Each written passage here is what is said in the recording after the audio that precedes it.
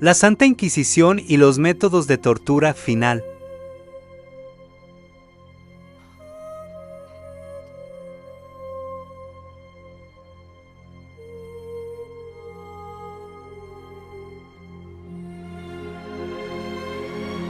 Agradezco a todos su apoyo en esta serie.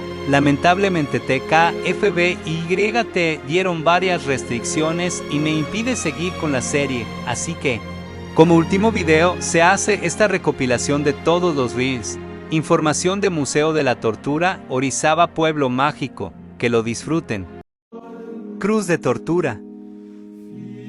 La cruz de tortura fue utilizada por los romanos y culturas vecinas. Iba desde empalar en una estaca, clavar o atar en un árbol o en un poste. La sujeción a la cruz era a través de largos clavos que se introducían en manos y pies, de esta forma a la víctima le era imposible escapar. La Santa Inquisición, 3. La rueda. La rueda concluyó su último empleo registrado en Prusia en 1841. El verdugo procedía a romper con cualquier instrumento todos los huesos y articulaciones del condenado. Tras esto, el reo era colocado en una rueda de carro, dislocando sus huesos y a veces ser elevado. La Santa Inquisición, 4. Grillete de madera. Se utilizaba durante procesos interrogatorios y de castigos cortos. Estaban hechos de 2 vigas de madera, las cuales al unirse, dejaban atrapada a la víctima de cabeza y manos en una postura bastante cansada e incómoda. Era perfecto para impedir que el acusado tratara de escapar. La Santa Inquisición, 5. El potro. El potro fue una de las máquinas de tortura más conocidas de la Edad Media. Su sencillez, su facilidad de construcción y su efectividad a la hora de lograr que el reo confesara hicieron que esta fuera una de las máquinas más famosas durante aquella época. La Santa Inquisición, 6. La jaula colgante. En las jaulas colgantes se encerraba a las víctimas totalmente expuestas a las adversidades de la intemperie. Terminaban por deshidratación, inanición o hipotermia. Estas jaulas siempre eran colgadas en plazas públicas como advertencia a la sociedad. La Santa Inquisición, 7. Inquisidores. Los inquisidores eran presbíteros o monjes dominicos que se designaban a cada uno de los 3 juzgados de la Inquisición.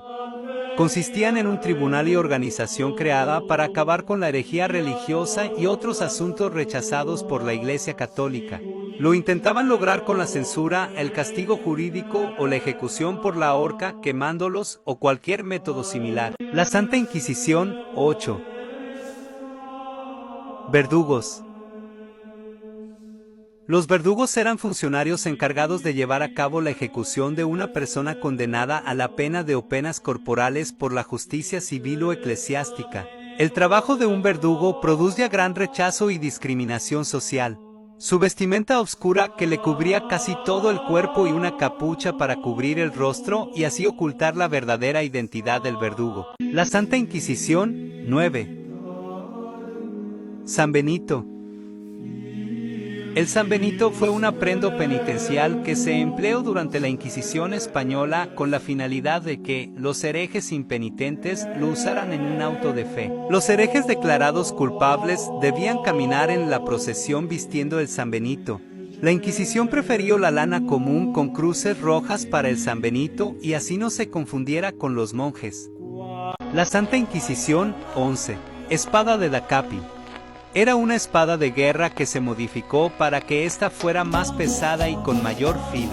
Al ser así, lograba mayor efectividad y rapidez en el momento de la del condenado. No solían tener punta y eran las más empleadas, seguidas por las hachas. La Santa Inquisición, 12. Máscara de la vergüenza. Era un medio con el cual se castigaba a una larga lista de infracciones menores en la búsqueda de brujas o para silenciar a una mujer. Así que también era el castigo de las llamadas mujeres regañonas para callarlas por ser chismosas o por utilizar lenguaje abusivo. La Santa Inquisición, 13. Empalamiento. Fue un método de ejecución donde la víctima es atravesada por una estaca, ya sea por un costado, por la boca o cualquier parte del cuerpo. Se empalaron clandestinamente a muchos hombres y mujeres. Siempre se abandonaban empalados sobre pastizales o sembradíos con la finalidad de delimitar los territorios en advertencia del rechazo hacia los homosexuales y las brujas. La Santa Inquisición, 14. Horquilla del hereje. Este instrumento fue utilizado para obtener confesiones de herejía. Consistía en un tridente con dos puntas afiladas en cada extremo que se hundían en la carne, bajo la barbilla y en el esternón. Restringía cualquier movimiento de la cabeza, permitiendo únicamente susurrar palabras. A esto se le conocía como abiuro y esta palabra se grababa a un costado de la horquilla. La Santa Inquisición, 15. El aplastacabezas. Esta máquina estaba destinada a reventar los huesos del cráneo. El primer empleo de este instrumento como método de pena capital fue durante el siglo XV a cargo de tribunales alemanes contra los enemigos de los príncipes electos. La Santa Inquisición, 16. Silla de interrogaciones. Consistía en sentar a la víctima sobre una silla construida con afilados clavos de hierro, los cuales eran colocados en brazos, respaldo y asiento. La presión de los cinturones colocados hacía que el acusado se fuera incrustando en los clavos. La Santa Inquisición, 17. Toro de Falaris. Las víctimas se introducían en el interior de una escultura de bronce hueca con forma de toro. La escultura se colocaba encima del fuego, con lo que la temperatura del interior aumentaba como en un horno. Los lamentos salían por la boca del toro, haciendo que el toro mugía. La Santa Inquisición, 18. Violón de las comadres. Se le llamó así por su diseño similar a un violín. Era utilizado como castigo a las mujeres acusadas de ser excesivamente difamadoras o de haber hecho acusaciones falsas. En Estados Unidos se usó contra los esclavos hasta 1865 y en Europa, principalmente en Suiza y Alemania, se empleó hasta finales del siglo XIX. La Santa Inquisición, 19. Doncella de hierro.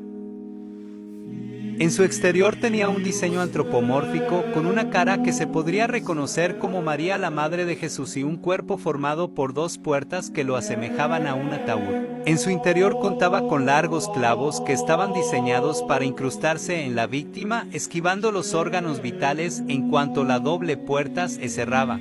Esto permitía que la persona siguiera viva. La Santa Inquisición, 20. Cinturón de castidad. Es una braga de hierro que se cerraba con llave.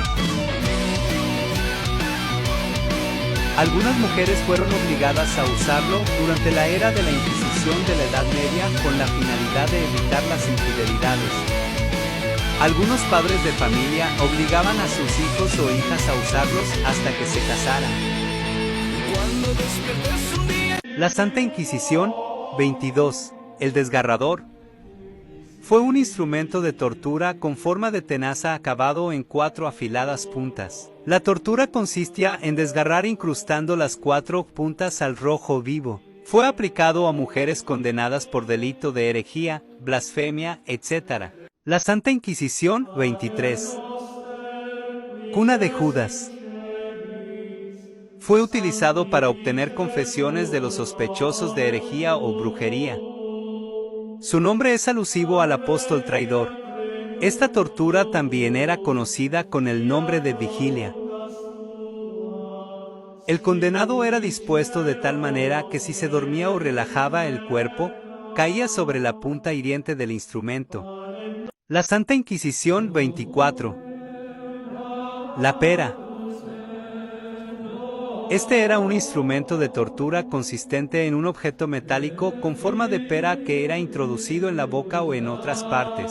Una vez en el interior de la cavidad elegida, se abría lentamente por medio de un tornillo y manivela que al girarse se ramificaba en 4 partes. Producía un desgarro en los músculos y pieles de las víctimas condenadas al castigo. La Santa Inquisición, 25. Garrote vil. Se utilizaba haciendo un nudo en el centro, destinado a ayudar a aplastar la laringe, mientras alguien aplica presión en la espalda de la víctima. Víctimas que fueron quemadas vivas después de un auto de fe inquisitorio, previamente fueron torturadas con él. La Santa Inquisición 26. La sierra. Se empleaba una larga sierra dentada con mangos de sujeción por ambos extremos. Por la posición invertida, llegaba oxigenación al cerebro y se impedía la pérdida general de sangre. La víctima no perdía el conocimiento hasta que la sierra alcanzaba el ombligo o el pecho. La Santa Inquisición 29. Picota en tonel.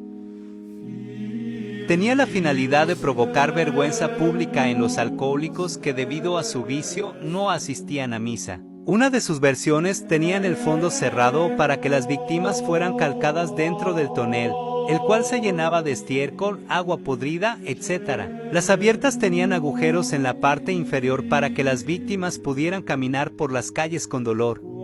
La Santa Inquisición 31. Látigo de castigo. Se utilizaba para practicar opresión, tortura y esclavitud humana. Consiste en una cuerda flexible con un mango fijo, comúnmente de cuero trenzado o de otros materiales. Actualmente se sigue empleando como castigo de quienes se imponen de una penitencia. La Santa Inquisición 32. Collar de púas punitivo. Era un collar de madera provisto de pinchos en el interior de su circunferencia. Se cerraba en el cuello de las víctimas. Por lo tanto, muchas veces se convertía en un medio de ejecución. La infección y otros aspectos en poco tiempo conducían a la de los condenados. La Santa Inquisición 33. Pinzas cortadedos. Esas pinzas fueron alicates que originalmente se empleaban en la herrería o carpintería de la Edad Media. Se utilizó por la Inquisición durante los procesos interrogatorios. Consistía en calentar las pinzas al rojo vivo, derramar agua putrefacta sobre las manos y dedos del acusado y posteriormente cortar sus falanges. Provocaba graves infecciones después del corte. La Santa Inquisición 34. Destrozador de rodillas. El objetivo de este instrumento era inutilizar las rodillas de la víctima para siempre. Se colocaba en las rodillas, se giraban los tornillos para que las púas se incrustaran en la piel y posteriormente desgarrara los músculos y huesos de las víctimas. La Santa Inquisición 35. Trinchos de castigo. Se usó por los verdugos como arma arrojadiza con un estabilizador cruzado para facilitar su vuelo. También fue utilizado para la pesca y para un tipo de gladiadores romanos que utilizaban una red para envolver a su adversario y un tridente para rematarlo. La Santa Inquisición 36. Aplastapulgares. Consistía en el aplastamiento de uñas, falanges y nudillos en forma lenta y progresiva, extendiendo el dolor durante días sin provocar daño mortal a la víctima. El nivel de desgarramiento podía ser controlado hasta el punto de provocar prácticamente la pérdida del miembro, destrozando así ambas manos completamente.